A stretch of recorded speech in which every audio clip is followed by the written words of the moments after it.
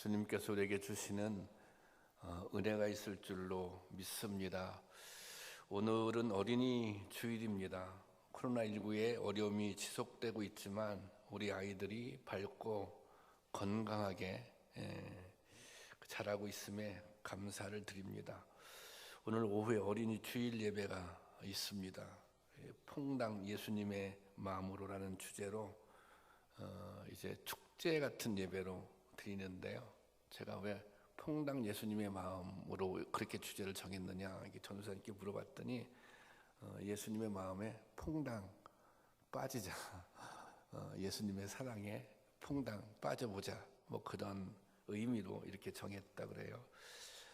사실 교회 학교는 대면 예배는 대면 예배대로, 비대면 예배는 비대면 예배대로 예배를 거의 모든 아이들이 다 잘 드리고 있는 것 같습니다. 사실 어른들은 여러분들이 가정에서 영상으로 예배를 드리지만 그걸 저희가 별로 확인할 수 없잖아요, 제가. 그런데 이제 아이들 같은 경우는 매주간마다 그게 확인이 되거든요. 그런데 거의 다 드리고 있는 것 같습니다. 우리 교회는 다음 세대를 준비하는 교육을 핵심 가치로 삼고 있습니다. 다음 세대, 미래 세대를 준비하는 교육이 중요한 핵심 가치입니다.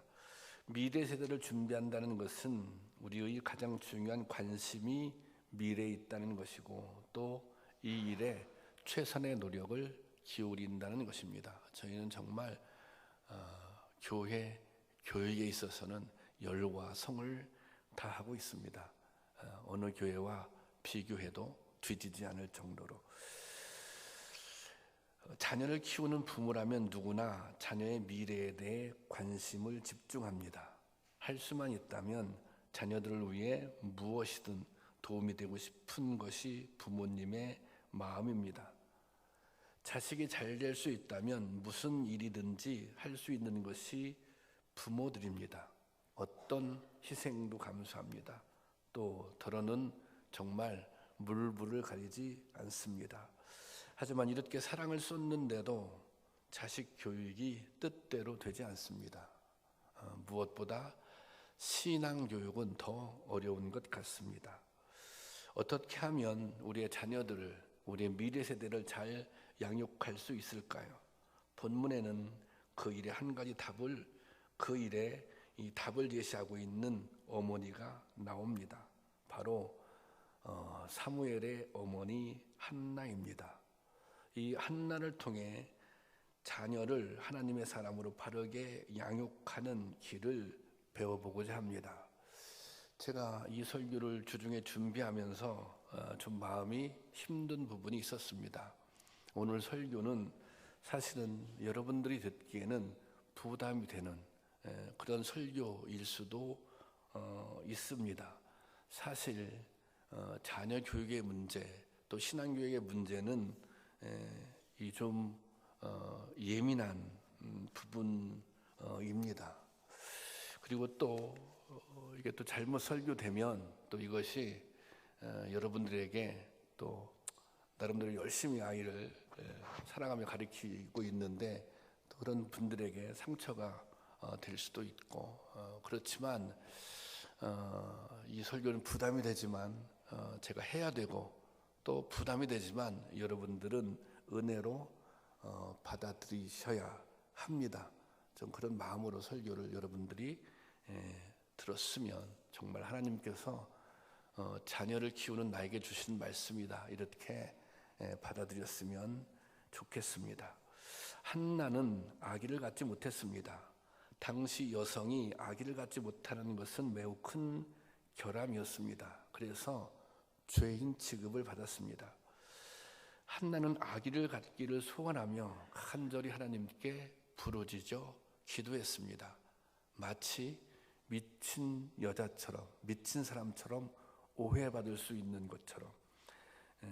그래서 그 13절 한번 볼까요? 13절, 1장 13절 다 같이 보겠습니다. 시작. 한나가 속으로 말하며 입술만 움직이고 음성은 들리지 아니하므로 엘리는 그가 취한 줄로 생각한지라.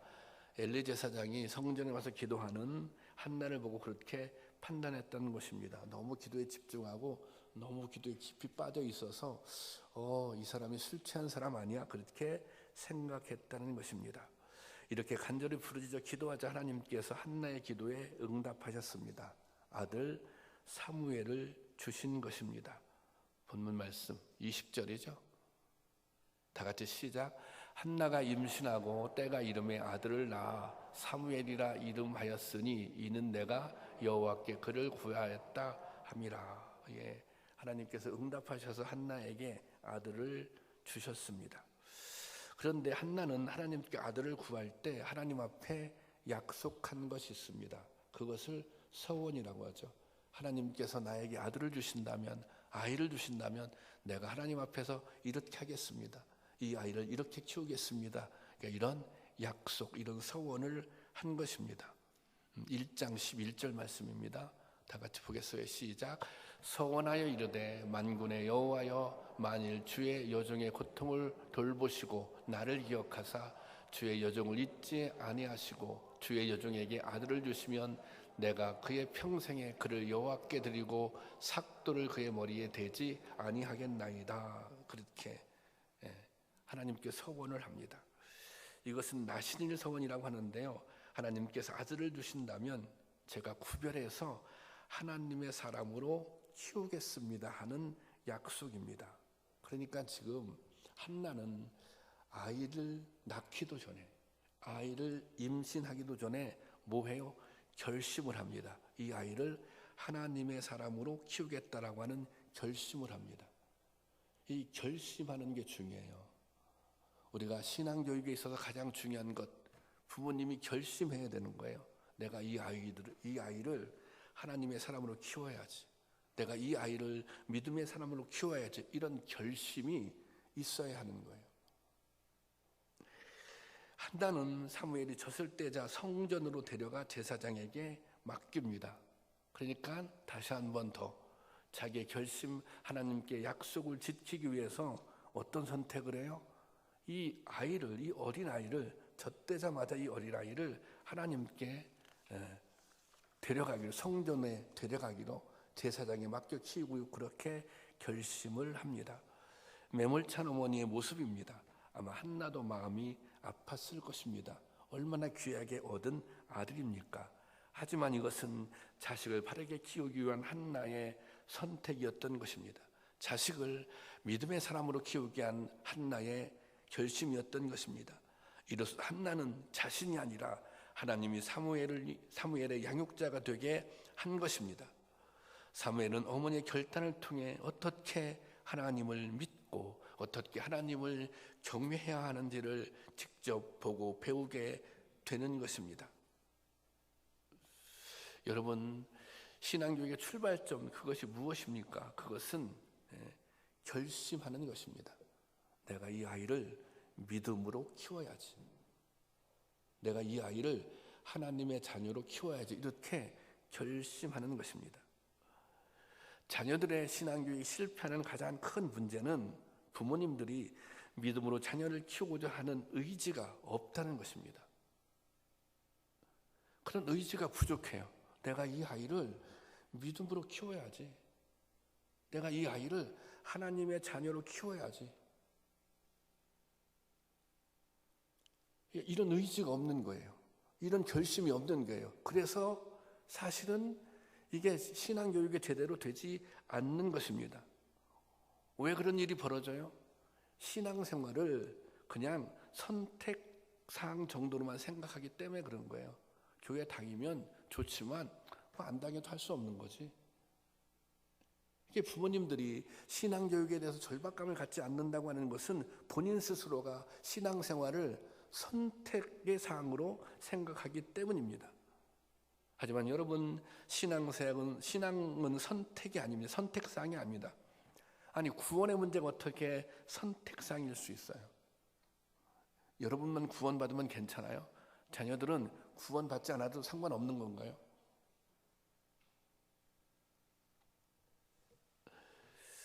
신앙교육은 자녀에게 하나님을 제대로 가르쳐주는 일입니다. 하나님을 제대로 알게 되면 일평생 힘으로 삼고 살아갈 수 있는 길이 열리게 되는 것입니다. 일평생 하나님을 힘으로 삼고 하나님의 인도하심을 따라 살아갈 수 있는 힘이 되는 거예요. 이것이 참 중요한 거예요. 하나님을 알고 하나님을 믿고 살아간다고 하는 것, 이것이 인생에 있어서 가장 큰 유익이라는 것입니다.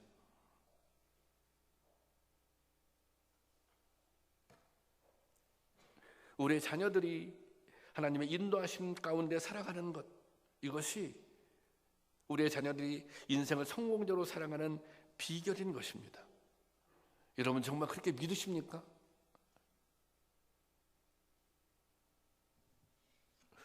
부모들은 자식 교육에 온 힘을 다합니다. 학교에 보내지 않는 부모들은 없습니다.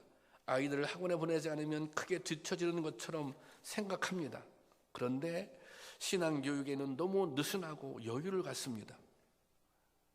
학교에 안 가면 큰일 나잖아요. 근데 교회 안 가면 그럴 수도 있는 거예요. 이것이 오늘날 신앙교회의 가장 심각한 문제인 것입니다. 부모님들이 절박하게 정말 이 사랑하는 아이를 믿음으로 키워야지 라고 하는 의지가 부족하다는 거예요. 그런 결심이 약하다는 거예요. 여러분, 자녀들을 진정으로 사랑한다면 여러분이 가지고 있는 신앙을 전수해야 하는 것입니다. 신앙 교육을 시켜야 하는 것입니다. 여러분의 자녀들이 성공적인 인생을 살기를 원한다면 하나님을 경외하는 사람으로 키울 수 있어야 합니다. 때로는 엄격하게 지도해야 하는 것입니다. 지혜로운 부모님의 특징은 엄격해야 할 때와 관대해야 할 때를 잘 구별하는 것입니다. 여러분은 여러분 자녀들의 신앙생활에 대해서 얼마나 엄격하십니까?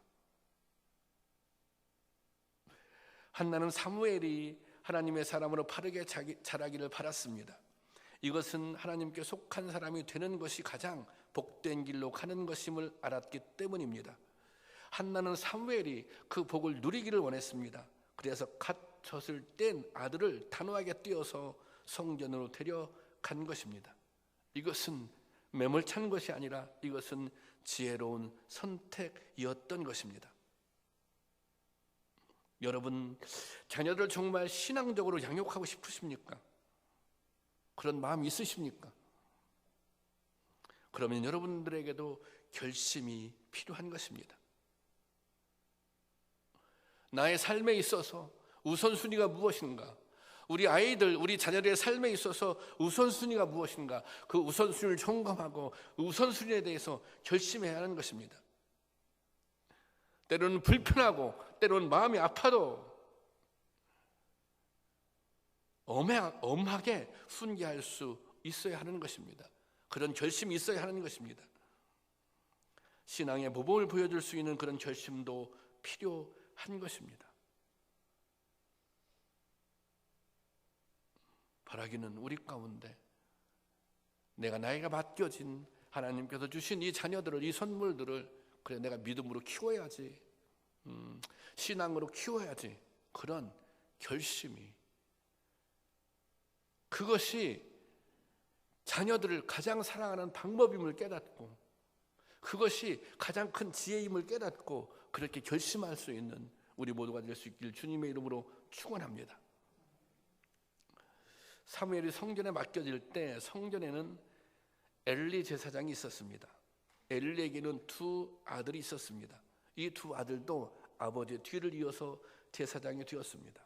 나중에 사무엘도 제사장이 됩니다. 여기까지는 똑같습니다. 엘리 제사장의 아들도 제사장이 되었고 사무엘도 제사장이 되었습니다. 당시에는 아직 왕이 없었기 때문에 제사장은 이스라엘의 최고 지도자입니다. 엘리와 한나는 자식을 제사장으로 만드는 것에는 성공한 것입니다. 그런데 이것이 다가 아닙니다. 그 다음이 중요합니다. 엘리의 아들과 사무엘은, 한나의 아들 사무엘은 제사장이 된 후 완전히 다른 결과를 맺게 됩니다. 사무엘상 2장 34절인가요? 자, 보겠습니다. 시작. 내 두 아들 홈니와 비니아스도 한날에 죽을 것이며 이것은 내가 말한 모든 것이 반드시 이루어진다는 표징이 될 것이다. 이 말은 뭐예요? 내 두 아들은 이것은 이 엘리 제사장에게 주시는 말씀이에요. 엘리, 너 두 아들 홈리와 비나스 한날에 죽을 것이다. 이것은 두 아들이 심판을 받는다는 거예요. 잘못해서 하나님께 죄를 지어서. 그리고 그 다음 이것은 내가 말한 모든 것이 반드시 이루어진다는 표징이 될 것이다. 이 표징이 된다고 하는 게 무슨 뜻인지 아십니까?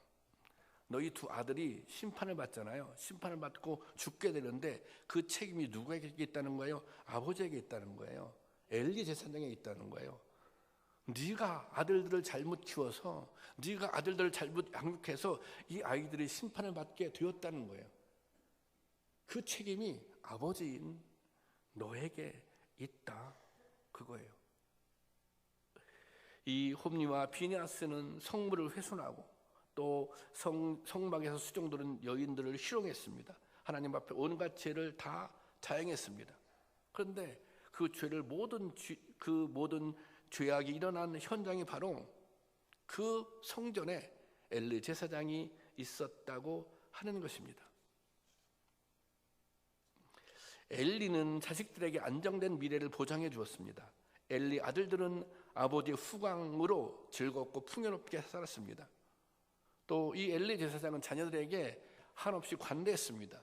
그들이 성전에서 이런 몹쓸 죄를 범해도 그냥 넘어간 거예요. 그런데 이렇게 잘 먹고 잘 살게 해준 것이 결국 아들들을 망치는 결과를 낳았다는 것입니다. 그래서 그 책임이 아버지에게도 있다는 것입니다. 여러분, 이것은 우리도 귀담아 들어야 할 대목 중에 하나입니다.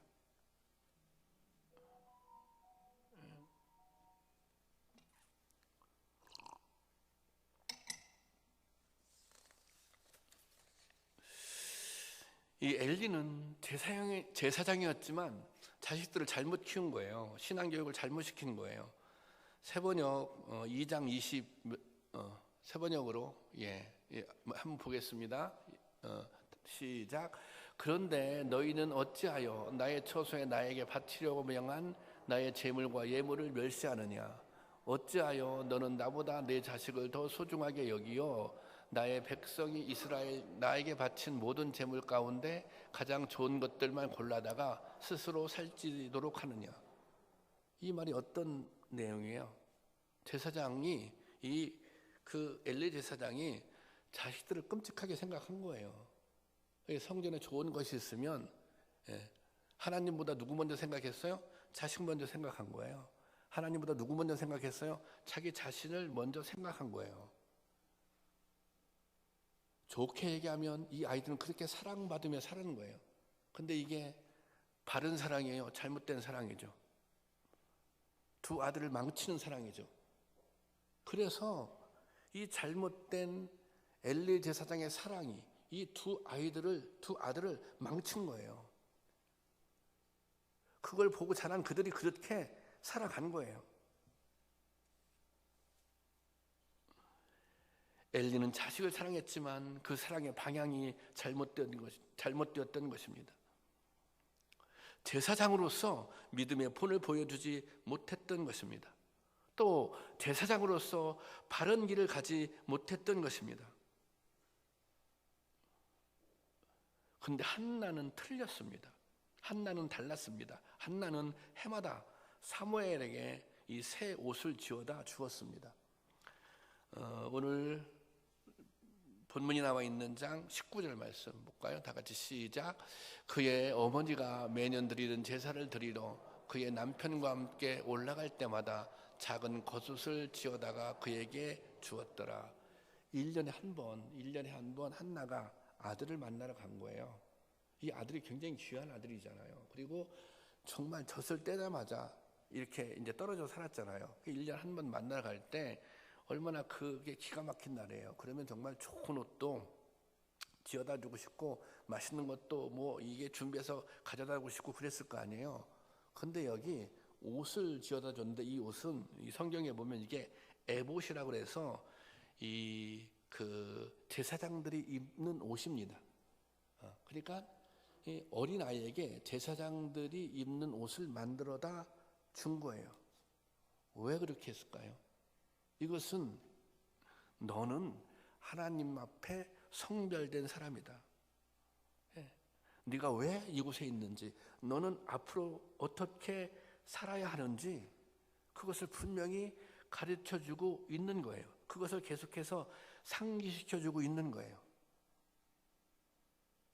한나 입장에서는 정말 좋은 옷보다, 무슨 좋은 먹거리보다 앞으로 이 사무엘이 자기의 사명을 온전히 감당할 수 있는 좋은 제사장이 되는 것, 그렇게 키우는 것, 그것이 중요했던 것입니다. 한나는 안 거예요. 아들을 위한 최선이 무엇인지를 알고 있었다는 것입니다.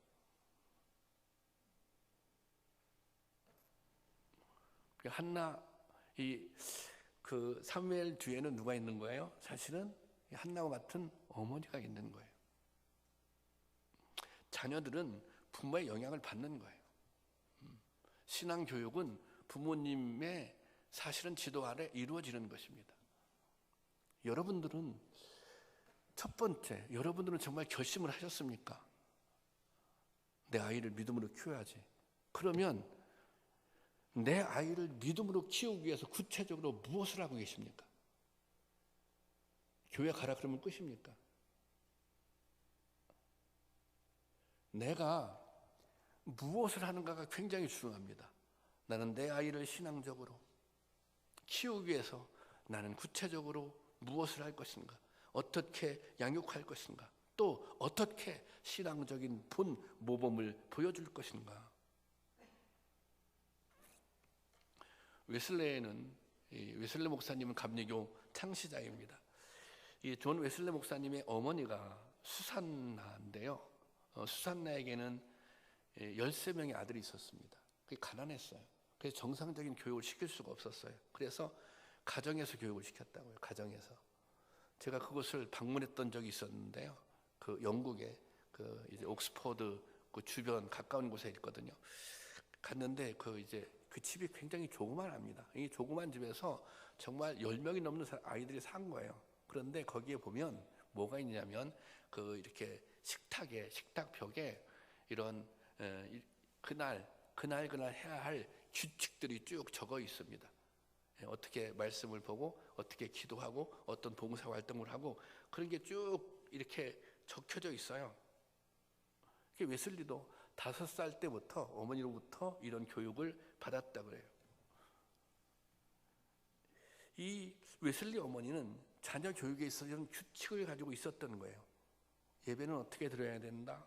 성경은 어떻게 봐야 된다. 성경을 보는 것, 또 기도하는 것, 봉사하는 것, 그런 규칙을 정해놓고 그런 규칙을 지키게 하는 것입니다. 그리고 그런 교육이 어디에서 이루어졌는가? 가정에서 이루어진 거예요. 사실은 식탁 안에서 이루어진 것입니다. 오늘 우리가 비대면 시대를 살아가고 있는데 이게 정말 우리도 가정에서의 신앙교육, 식탁에서 신앙교육이 굉장히 중요한 거예요. 여러분들은 여러분들의 자녀들을 신앙적으로 교육시키기 위해서 어떤 규칙을 가지고 계십니까? 그래서 그 안내하는 사람이 웨슬레 생각 안내하는 사람이 그런 얘기를 하더라고요.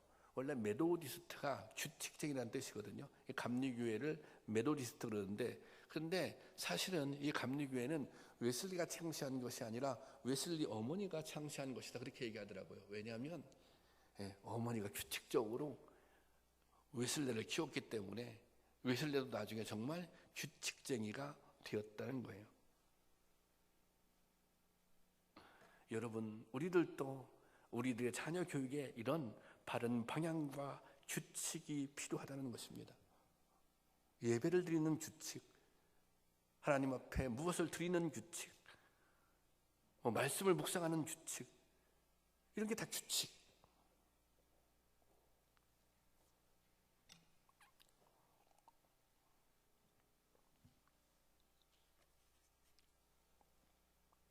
여러분, 우리가 자녀들에게 신앙교육의 필요성을 인정하신다면 가르쳐야 합니다.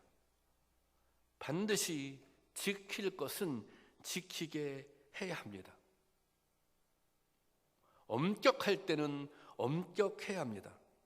그리고 중요한 거, 부모님이 모범을 보여주셔야 합니다. 신앙교육은 말에서 그치는 것이 아닙니다. 모범을 보여주어야 따라하는 것입니다. 자연스럽게 아버지가 믿는 하나님, 어머니가 믿는 하나님, 할머니가 믿는 하나님, 할아버지가 믿는 하나님, 나도 믿어야지.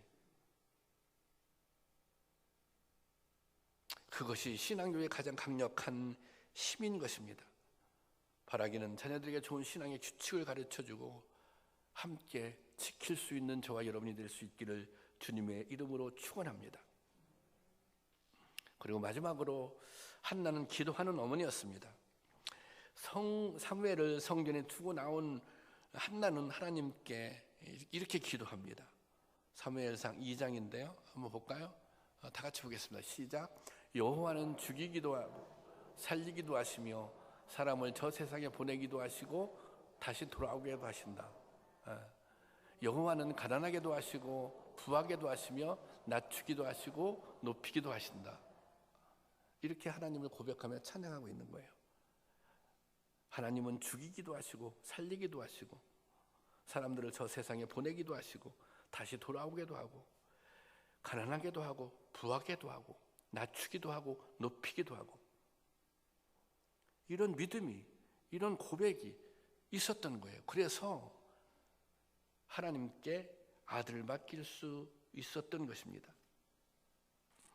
사무엘이 바르게 잘 자라서 위대한 선지자가 될 수 있었던 것은 이런 어머니의 기도가 있었기 때문입니다. 우리가 미래 세대를 위해 해야 할 중요한 일, 여러분들이 자녀들을 위해 해야 할 중요한 일, 그것은 기도하는 일입니다. 기도하는 일.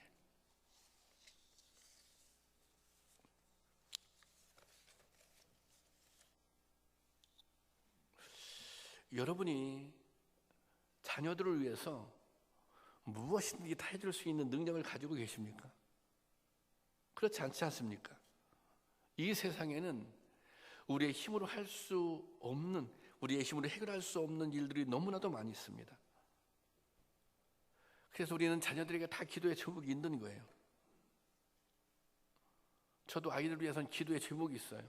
좀 이렇게 아이들이 이렇게 좋은 만남의 복, 그래서 친구를 잘 만나고 스승을 잘 만나고 배우자를 잘 만나고. 그런데 이런 일들을 제가 작용해서 할 수 있는 일입니까? 제가 억지로 해낼 수 있는 일입니까? 이것은 저의 능력 밖의 일입니다. 부모님 능력 밖의 일입니다. 그래서 하나님의 도우심이 필요한 것입니다.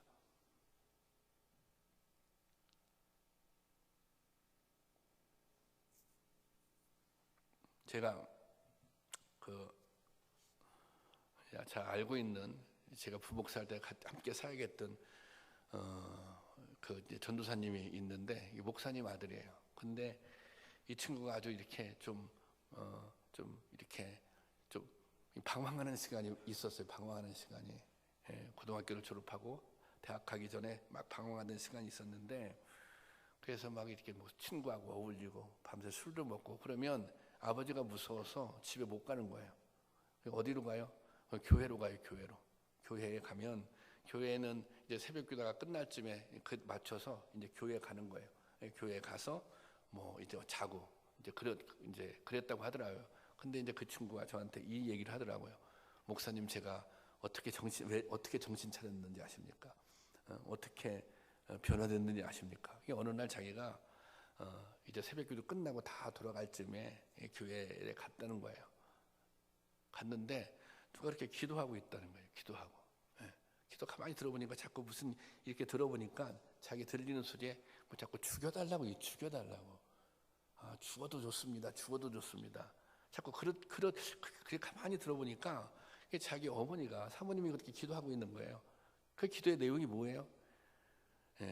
저는 죽어도 좋으니 우리 아들 좀 정신 차리게 해달라고. 제가 잘못돼도 좋으니 제가 무슨 아이를 제가 잘못 키운 것 같아서 제가 그냥 큰 벌을 받아도 좋으니 이 아이 정신 차리게 해달라고 그렇게 어머니가 기도하더라는 거예요. 그래서 제가 그 기도 소리를 듣고 정신이 번쩍 났다는 거예요. 그래서 자기가 변화됐다고 저한테 그런 이제 간증을 하더라고요. 제가 그 간증을 들으면서 참 한편으로는 감동스럽기도 했지만 한편으로는 난 그 친구가 부럽더라고요. 왜냐하면 저는 그렇게 기도해 줄 부모님이 안 계셔서 그 전도사님은 그 아버지가 기도했는 거 아니에요. 어머니도 그렇게 기도했을 거 아니에요. 그래서 저는 그 이야기를 들으면서 한편으로 참 부럽더라고요. 야, 이렇게 너는 기도해 주는 어머니가 있었구나. 너는 기도해 주는 아버지가 있었구나. 여러분은 기도하는 어머니이십니까?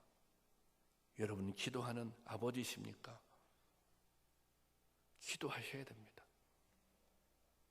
그리고 또 한 가지 우리가 기도해야 할 제목이 있는데 저는 여러분들이 이렇게 기도했으면 좋겠습니다.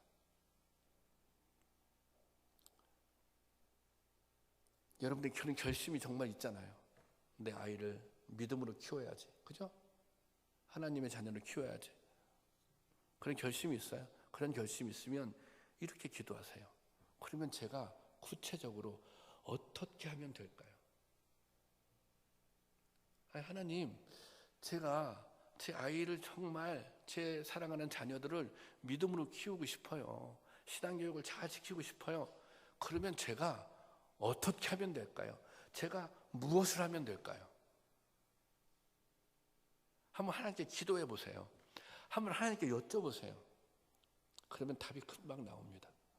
죄송하지만 우리 성도님들이 그런 기도를 별로 안 해요. 하나님 도와주세요. 이런 기도할 수 있어요. 그렇지만 내가 어떻게 할까요? 내가 무엇을 할까요? 내가 어떻게 하면, 내가 어떤 모범을 보이면 우리 아이들이 신앙생활을 할 수 있을까요? 한번 그렇게 기도해 보세요. 그 답을 찾아보세요. 그 지혜를 구해 보세요.